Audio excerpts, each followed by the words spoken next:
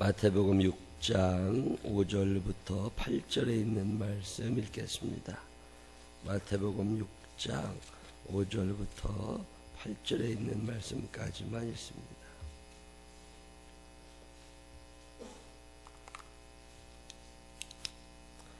또 너희는 기도할 때에 외식하는 자와 같이 하지 말라. 그들은 사람에게 보이려고 회당과 큰 거리 여기에 서서 기도하기를 좋아하느니라. 내가 진실로 너희에게 이르노니 그들은 자기 상을 이미 받았느니라.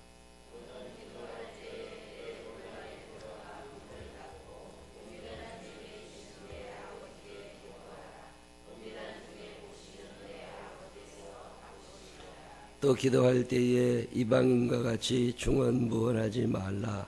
그들은 말을 많이 하여야 들으실 줄 생각하느니라.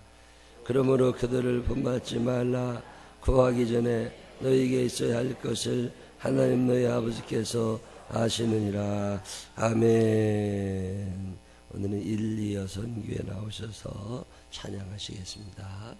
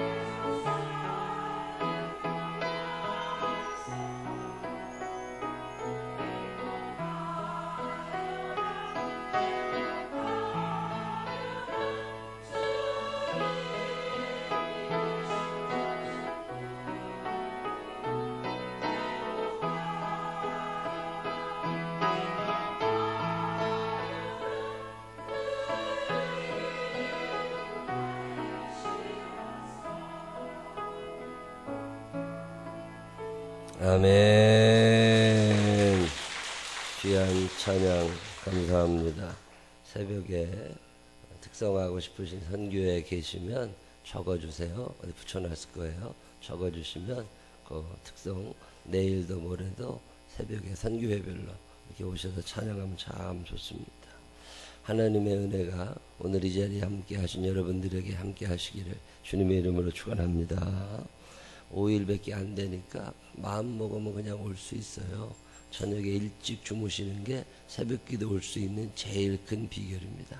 믿음이 좋아, 아무리 믿음 좋아도 몸 피곤하면 못 나옵니다. 몸을 다스릴 줄 알아야 되는데 일단 일찍 주무셔야 돼. 저녁에도 깨까지 있잖아요. 못 나옵니다. 아무리 마음이 있어도 그게 안 됩니다. 저녁에 일찌감치 주무시고 새벽에 일어나서 오셔야 하루가 편안합니다. 그다음에 새벽기도 끝난 다음에 집에 가서 또 자고 그러면 또 몸이 또 피곤해요. 가능하면 안 자는 게 좋아요. 사람의 몸은 위하고 간하고는 따로 움직이잖아요. 이 간이 손가락은 5개를 동시에 움직일 수 있지만 사람 몸에 붙어있는 위하고 간은 따로 움직입니다. 위가 움직이는 시간에는 간이 움직이질 않아요. 간이 움직이는 시간에는 위가 움직이질 않습니다. 간이 주로 하는 게 해독작용이잖아요. 그러니까 저녁에 잠을 자면 위는 가만히 있어. 이제 자니까. 그리고 간이 움직이기 시작해서 몸에 피로를 풀어줘야 되고, 그리고 나서 또 아침에 일어나서 물 한 잔 먹으면 위가 그때부터 움직이기 시작해 위가 들어오니까, 그러면 간은 또 쉬고 위와 간은 동시에 잘 안 움직입니다. 저녁에 야식을 먹었다. 11시 반쯤 돼가지고 야식을 실컷 먹었어. 그리고 난 다음에 이제 먹으면 위가 움직여야 되잖아요. 위가 이렇게 움직이려고 하는데 잠이 들어버렸어. 그러면 위는 멈춰버립니다. 그러면 뱃속에 먹은 게 그대로 쌓여 있어. 그리고 있다가 간이 이제 움직이다가 또 아침에 눈을 뜨면 뭘 먹으면 밤새 쌓여 있었던 걸 그때부터 위가 움직여서 처리를 해야 돼. 그러니까 이게 배가 나올 수밖에 없는 게 밤새 그게 몸에 푹 들어가 있거든. 그래서 잠자기 전에 2시간 전에는 뭘 먹지 말아라. 위하고 간이 뒤집어져 움직이는데 아침에 여러분이 눈을 뜨시잖아요. 그리고 물 한 잔 먹으면 위가 움직이기 시작하는 거예요. 이제 오늘 얘가 이제 뭔가를 하려나 보다, 뭔가 먹을 걸 주나 보다. 위가 막 움직이려고 그러는데 지금 막 움직이고 있단 말이에요. 그런데 조금 지나면 배고프기 시작해요. 근데 잠이 들었어. 그럼 위가 이게 뭐야? 그런 동안에 간은 좀 쉬려고 그랬는데 또 자버리니까 간이 또 움직여야 되잖아요. 그랬더니 움직이다 보면 간이 열받기를 시작하는 거야. 이게 한 방에 좀 움직이라고 그러지. 조금 시켰다가 조금 시켰다가 조금 시켰다가. 그래서 간이 이렇게 약해지고 그러는 거거든요. 가능하면 한번 푹 주무시고 말아야 돼. 정이 피곤하면 낮에 한 2, 30분 자는 거는 간이 움직이려고 폰만 접다가 끝나. 몸에 큰 피로가 안 생기고 피로만 풀린다고 그러잖아요. 하여튼 새벽기도 나오신 다음에 집에 가서 아유 새벽기도 갔다 왔다 오늘 큰일 했다 자자. 그리고 이제 누워있으면 몸은 망가지기 시작하는 거예요. 그러니까 그렇게 하려고 하지 말고 아예 저녁에 일찍 주무셔. 그리고 가능하면 새벽기도 끝난 다음에 잠을 자는 사람들이요 피로감이 더합니다. 피로감이 덜하려면 저녁에 일찍 주무시는 게 제일 좋은 방법이고, 그래도 피곤해서 죽겠다 싶으면 오전에 주무시지 말고 할 수 있으면 오후에 잠깐 주무시면 더 좋다. 건강에는. 하여튼 일주일밖에 안 되니까 큰 맘 먹고 하나님 앞에 오셔서 이렇게 기도하라. 기도를 어떻게 하는 건지 예수님이 가르쳐 주신 건데 그 말씀 하나하나 나눠볼 테니까 여러분에게 기도의 삶에 활력이 돋고 이렇게 기도해야 되는구나 잘 배워가지고 그 기도해서 그 응답을 받을 수 있는 이 기간이 되시기를 주님의 이름으로 축원합니다. 교회는 뭐 하는 곳이냐? 교회는 예배하는 데다, 교회는 교육하는 데다, 교회는 친교하는 데다, 교회는 전도하고 교회는 선교하는 데다. 그런 얘기 많이 하는데 그건 다 신학자들이 만들어낸 말이에요. 예수님께서 교회는 어차피 예수님 가르쳐 주신 대로 가는 거니까 예수님께서 교회에 대해서 뭐라고 말씀하셨냐? 딱 한 번 말씀하십니다. 내 집은 만민이 기도하는 집이다. 생명나무 교회가 기도하는 것인 줄로 믿으시기를 바랍니다. 교회는요 기도하는 곳이에요. 교회 다니는 사람들은 기도하는 사람들이에요. 난 여자분들 보면 더러 재미나는 게요. 큰 마트 있잖아요. 저는 아직 살면서 저기 뭐 양재동에 뭐 큰 거 있잖아요. 뭐라고 그러지? 코스트코? 그런 데를 못 가봤어요. 그 이마트 이렇게 우리 가든 화해부에 있는데 그것도 1년에 한 번 가는 해가 있고 안 가는 해가 있고 그래.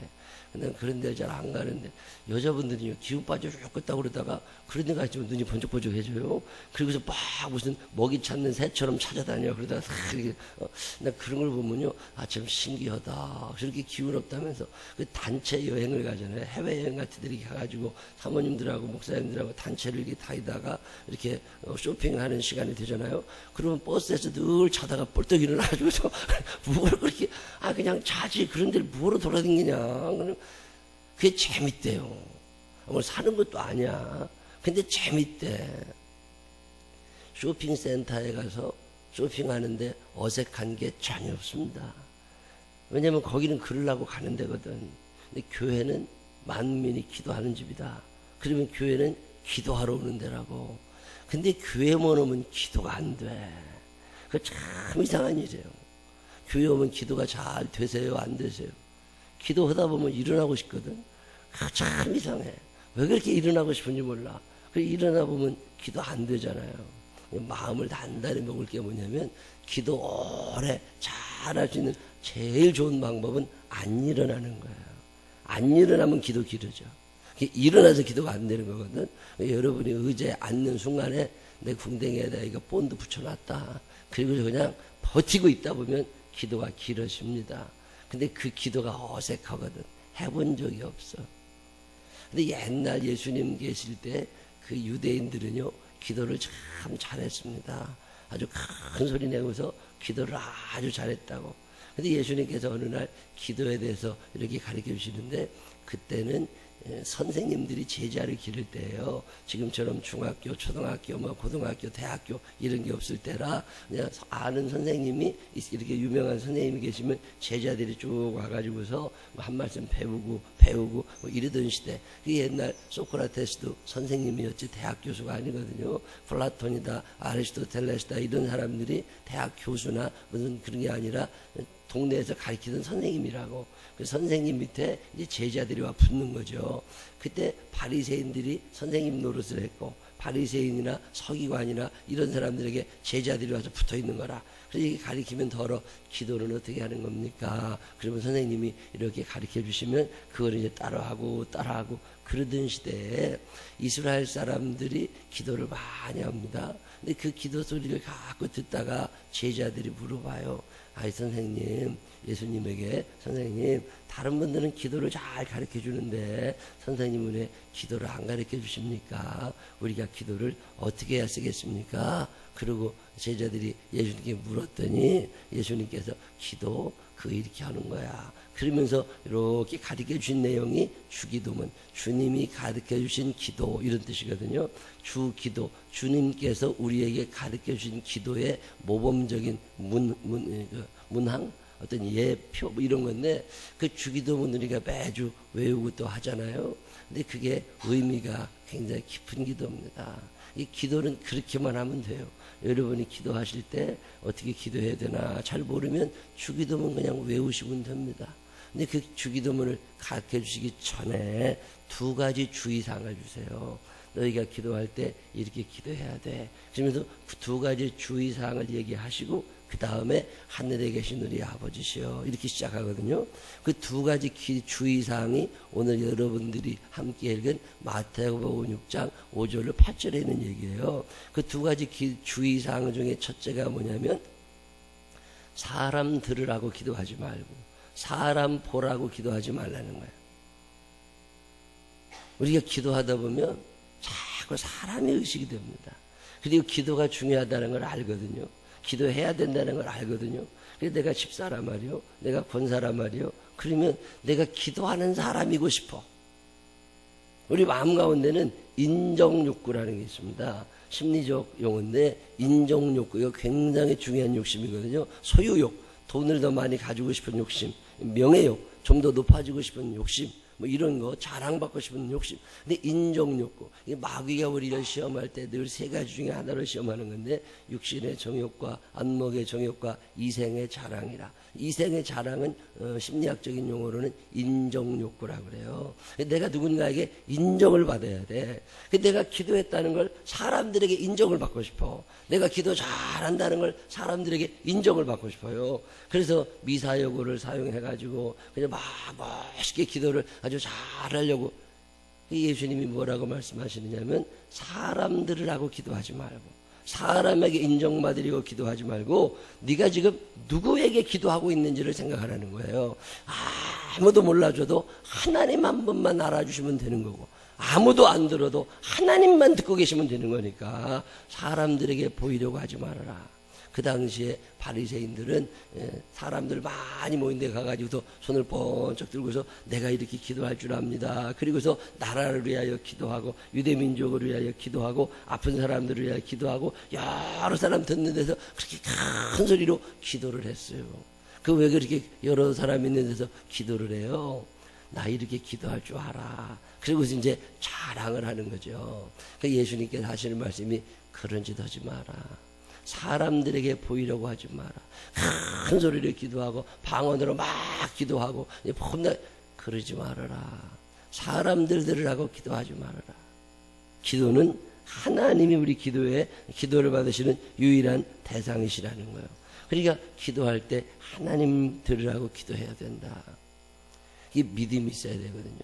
내 기도를 하나님이 지금 듣고 계신다는 믿음이 있느냐. 여러분 이 믿음이 있으세요? 성경을 읽다 보면 저는 옛날에 기도를 하면 이거 하나님이 들으시나. 살아가다 보면 모자란 것도 많고 살아가다 보면 답답할 때도 많고 이걸 어떻게 해야 되나 그럴 때가 있는데 그냥 기도만 하면 되는 거 아닌가. 기도를 해도 시원치 않아요. 기도를 해도 뭘 되는 것 같지 않고 그러다가 옛날에 빌립보서 4장 6절로 7절의 말씀을 읽는데 그 말씀이 그날 믿어졌어요. 아무것도 염려하지 말고 오직 모든 일에 기도와 간구로 너의 구할 것을 감사함으로 하나님께 아뢰라. 그리하면 모든 지각에 뛰어난 하나님의 평강이 그리스도 예수 안에서 너희 마음과 생각을 지키시리라. 아무것도 염려하지 말고 너의 마음과 너의 생각을 지키시리라. 아멘. 네, 그 말씀이 믿어졌어요. 염려하지 말고 하나님 앞에 기도하면 하나님이 들어주시는 거구나. 기도할 때 하나님께 기도하는 사람들은요 응답의 확신을 갖고 있어야 됩니다. 하나님이 이거 들어주신다. 왜 자꾸 목소리가 커지죠? 사람들이라고 할 때가 있고요. 뭐 내가 답답해서 그러기도 하지만 그런 믿음의 확신, 하나님께서 내 기도를 지금 듣고 계신다. 나와 함께 하신다. 이 믿음을 가지고 하나님께 기도하라고 예수님은 말씀하고 계시는 거예요. 사람들에게 인정받으려고 하지 말고 사람들에게 칭찬받으려고 하지 말고 사람 귀에 들리게 기도하려고 그러지 말고 하나님이 하시면 그만이지. 주님이 기억하시면 족하리. 그냥 주님이 기억하시면 되는 거니까 하나님 앞에 나와 은밀한 중에 골방에서라도 괜찮으니까 사람 자꾸 의식하지 말고 그냥 네 마음을 하나님 앞에 솔직하게 얘기하면 된다. 믿어줘야 돼요. 하나님이 오늘 내가 기도하면 하나님이 들으신다고 하는 믿음이 있을 때 그때 거기에 역사가 일어나기 시작한다는 거예요. 여러분 기도할 때마다 응답의 확신을 가지시기를 바랍니다. 이 응답의 확신을 가지세요. 이거 참 쉬운 일 아닙니다. 기도하고 나면 의심이 돼요. 될까? 이런 생각이 자꾸만 들어요. 그러면 불안해져요. 우리 마음의 평강이 어디서부터 오느냐? 응답의 확신에서부터 우리에게 평강이 찾아오기 시작한다는 거예요. 아무것도 염려하지 말고 어차피 내가 할 수 있는 일이 아닌 거라고. 하나님 앞에 기도하고 하나님의 뜻을 기다리는 거지. 어제 저녁에 희범이한테 갔다 왔어요. 저 분당 서울대학병원에 가서 물어봤더니 얘가 논산훈련소에 5월 말에 논산훈련소에 들어가서 5주 동안 훈련을 받았답니다.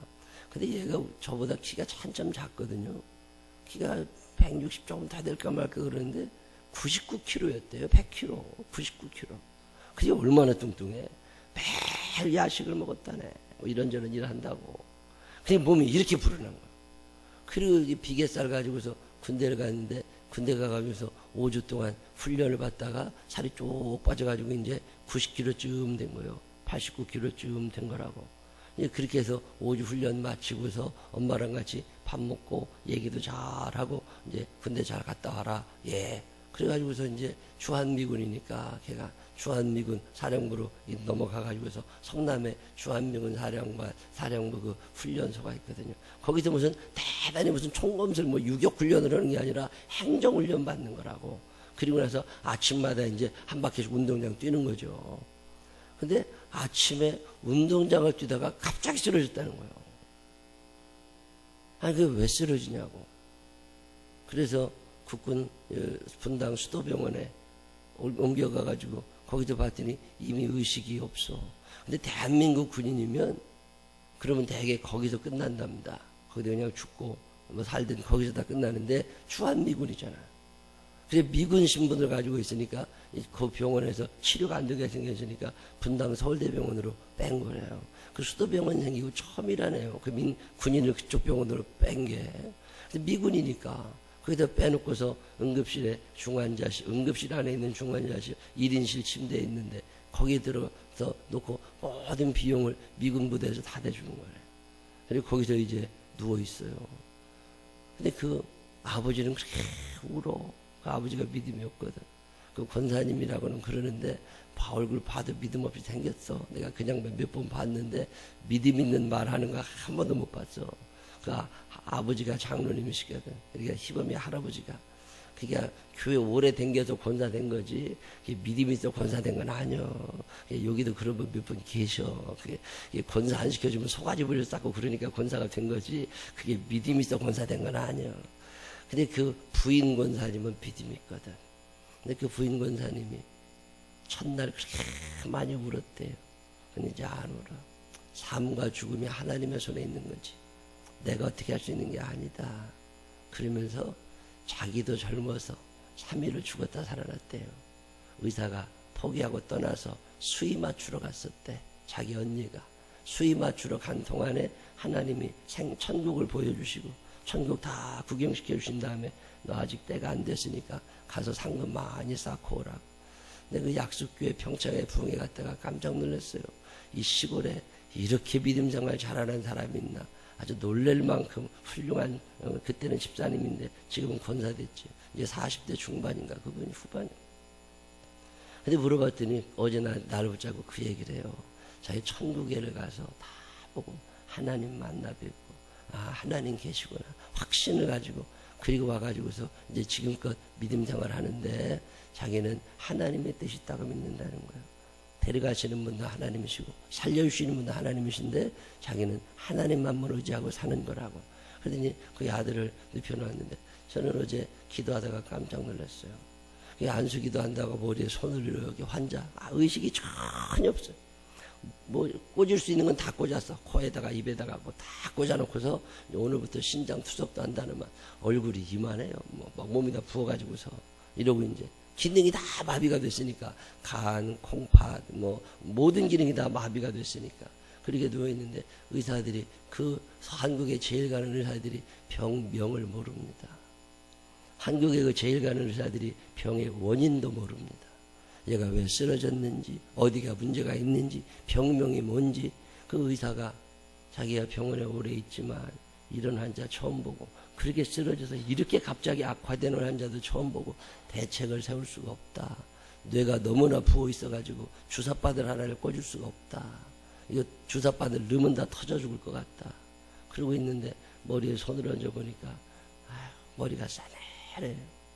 보통 안수기도를 제가 몇 년째입니까? 수십 년 이러고 살다 보면 근데 옛날에 시체를 만지면 시체가 온도가 차갑습니다. 시신을 만져보면 근데 완전 그 온도예요. 이가 뇌에서 판정은 안 났지만 죽은 사람이구나 이게. 근데 어제 가서 하나님께 간절히 기도하면 하나님 살려주시라. 당신밖에는 이제 의사가 원인도 몰라. 의사가 치료약을 뭘 써야 되는지조차도 몰라. 누워있는 지 3일째인데.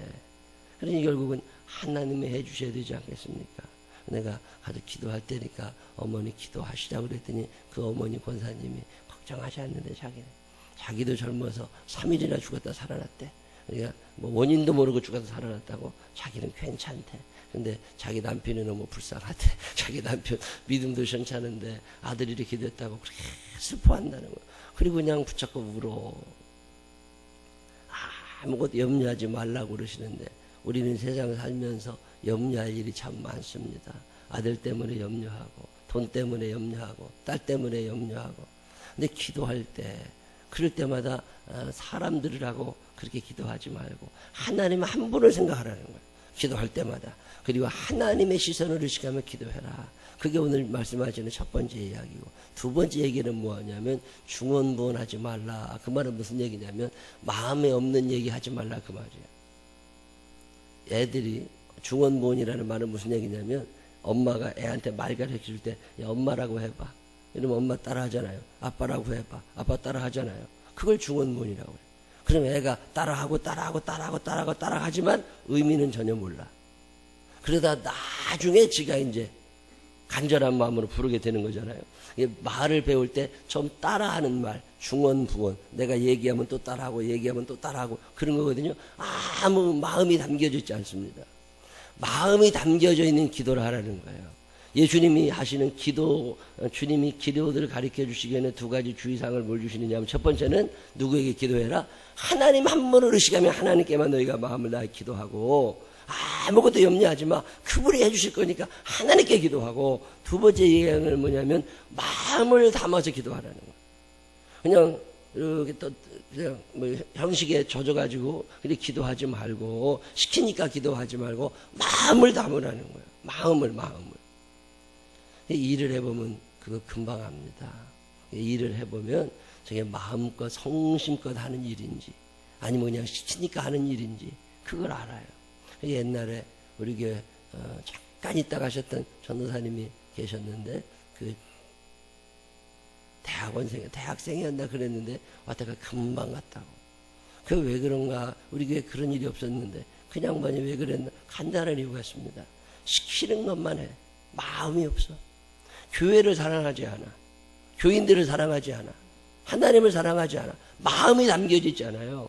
자, 어떤 중학생을 붙잡고 기도를 하잖아요. 그러면 마음이 담겨져 있는 기도를 할 줄 알아야 되는데 마음이 담기지를 않아요. 그냥 형식적으로 기도를 하는 거야. 그걸 중언부언이라고 그래요. 예수님이 말씀하시는 중언부언 기도는 마음 담기지 않은 기도 하지 말라는 거예요. 근데 처음에는 다른 사람을 위하여 기도할 때, 특별히 자기를 위하여 기도할 때는 좀 간절해집니다. 제가 기도할 때 우리 교회 아픈 사람들을 위하여 기도하고 그럴 때 마음이 담겨있나 그런 생각을 합니다. 어제도 우리 안영훈이가 교회 안 왔잖아요. 광주 병원에, 그 좋은 병원에 입원해 있다고. 21살 먹으네요.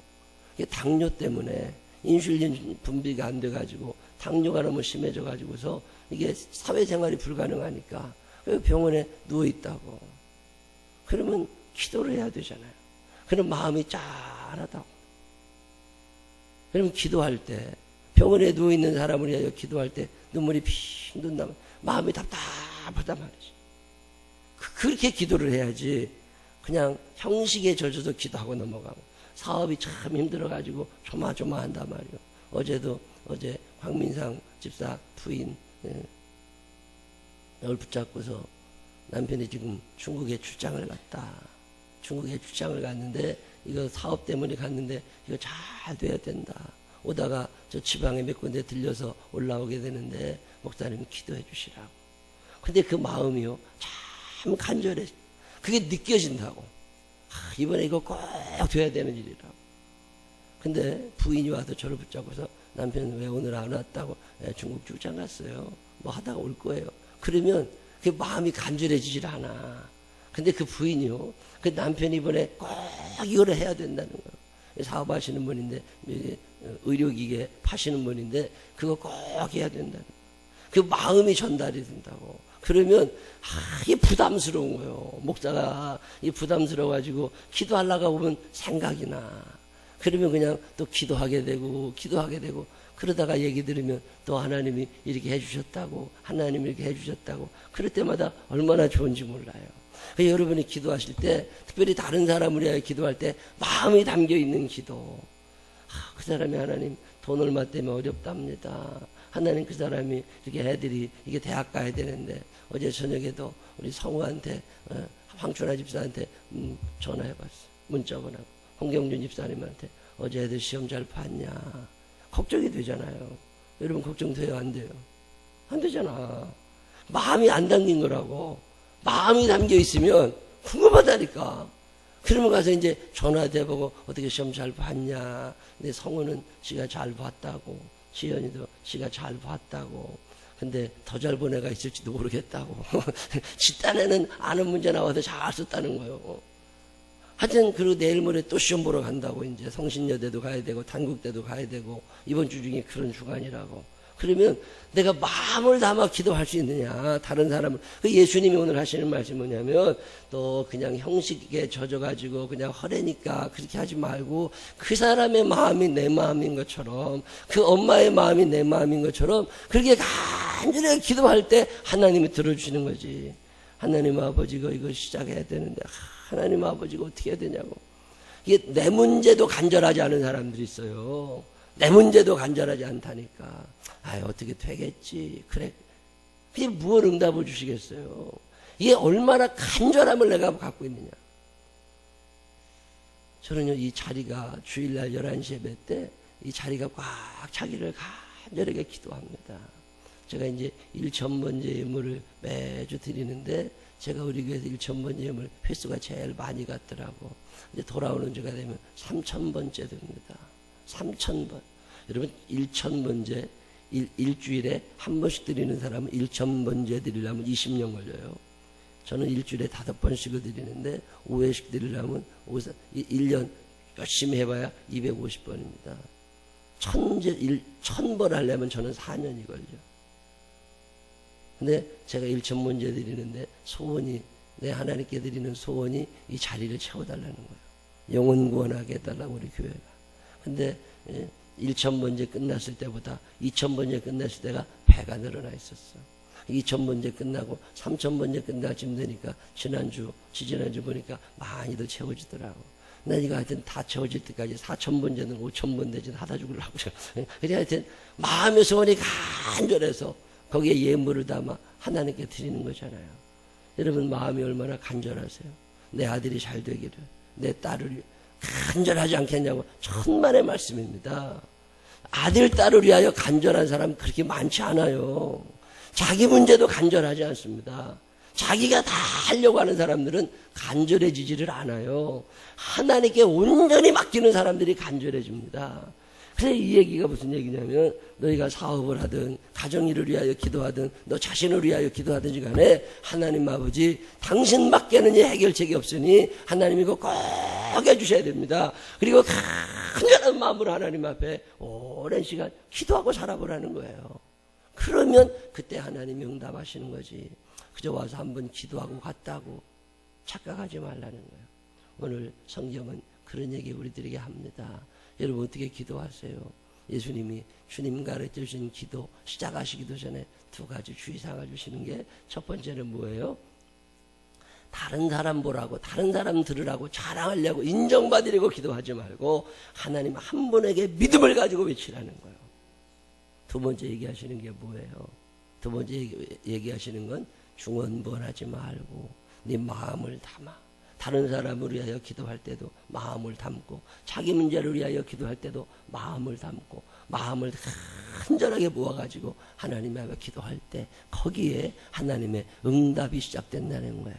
여러분 사시는 동안 이런 기도가 여러분의 삶에 나타나게 되시기를 바랍니다. 그래도 이런 기도하다가 그렇게 응답받으며 살아갈 수 있는 믿음의 사람들이 되시기를 주님의 이름으로 축원합니다. 기도하십시다. 하나님 아버지, 응답하시고 싶으셔도 간절함으로 기도하는 자가 없습니다. 응답해주고 싶으셔도 절대적 믿음을 가지고 하나님 한 번 바라보며 기도하는 자가 많지 않습니다.